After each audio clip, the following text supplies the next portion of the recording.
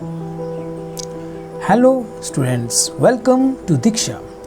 Myself Surendra Manhas. Today I am going to take a chapter from class 9th subject science. The name of the chapter is motion. Today we are going to learn what is a frame of reference. We will study what is rest and motion, and we will also learn what do you mean by distance and displacement. So let's start with frame of reference. The frame of reference is a system of coordinates attached to the observer having clock with him, with respect to which an observer can specify the position or the displacement of the moving object. देखिए, एक frame of reference तीन चीज़ों से मिलकर बनता है. One is observer, the second thing is 3D coordinate system, and the third thing is clock. With the help of this 3D coordinate system and clock, an observer can specify the position of the object in the space. Now we will study what do you mean by rest. A body is said to be at rest if its position does not change with respect to its surrounding or the frame of reference with the passage of time. हम ये कह सकते हैं कि कोई body rest पे है अगर उसकी पोजीशन चेंज ना हो with the passage of time. See, here is an example. The ball is at rest with respect to boy.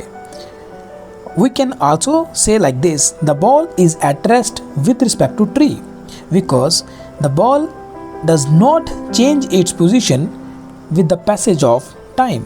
So we can call it is at rest.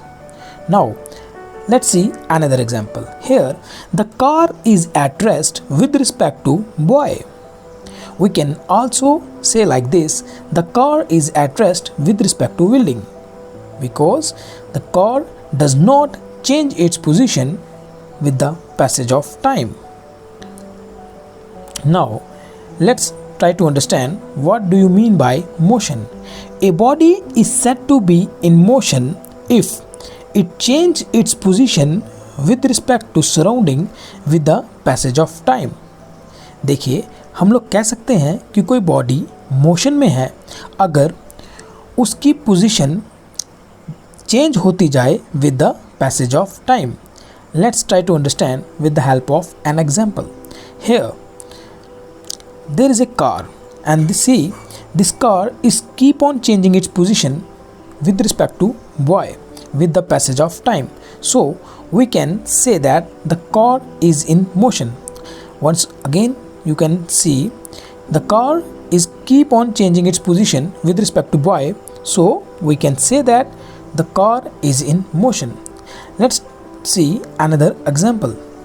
Here you can see that the ball is in motion because it's keep on changing its position with respect to boy, or we can say that the ball is in motion because it keep on changing its position with respect to tree with the passage of time. Now let's try to understand what is distance. The length of actual path between initial and final position gives the distance traveled by the body. Distance is a scalar quantity. जो actual length होती है path की between initial and final position is known as distance. उसी actual path को distance कहा जाता है. Let's try to understand the concept of distance with the help of this illustration. There is a boy and he is moving in forward direction. After moving 5 km, he changed its direction and moved towards north and traveled 2 km distance. Now the total length of the path will be 5 km plus 2 km, that is 7 km. So the distance traveled by the boy will be 7 km. Now in second case, the boy move in forward direction 5 km and then move in backward direction 5 more kilometer. So the total distance covered by the boy will be 10 kilometer, because the distance is the total length of the path covered by the body. Now let's try to understand what is displacement. The displacement is the directed line segment joining the initial and final position of a moving body. It is a vector quantity. We will discuss what is a vector quantity later. देखिए, displacement होती है shortest distance between the 2 points. Let's try to understand this concept with the help of this illustration. The boy is moving in forward direction and covers a distance of 5 km. Now he changes its direction and cover a distance of 2 km.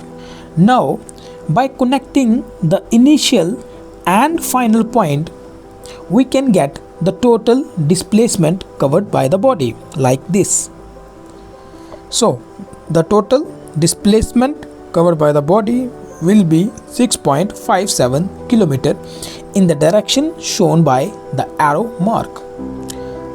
Now in the second case, the boy is moving in forward direction and then this boy is moving in backward direction. So the total displacement covered by the body will be 0, because for the displacement we have to join initial point and the final point. Here initial point is this and final point is also this. So the displacement covered by the body will be 0 kilometer.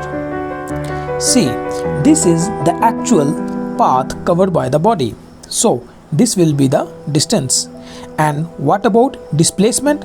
See, here the point A is the initial point and point B is the final point. So to get the displacement, what we have to do? We have to join point A and B like this, and then we will get displacement. I hope you well understand what is distance and what do you mean by displacement. Now let's try to understand what is a scalar quantity. A scalar quantity is a physical quantity which has magnitude only, like length, mass, time, speed, energy, and etc. And a vector quantity is a quantity which has both magnitude as well as direction. For example, displacement, velocity, acceleration, momentum, force, all these quantities are vector quantities. Thanks for watching.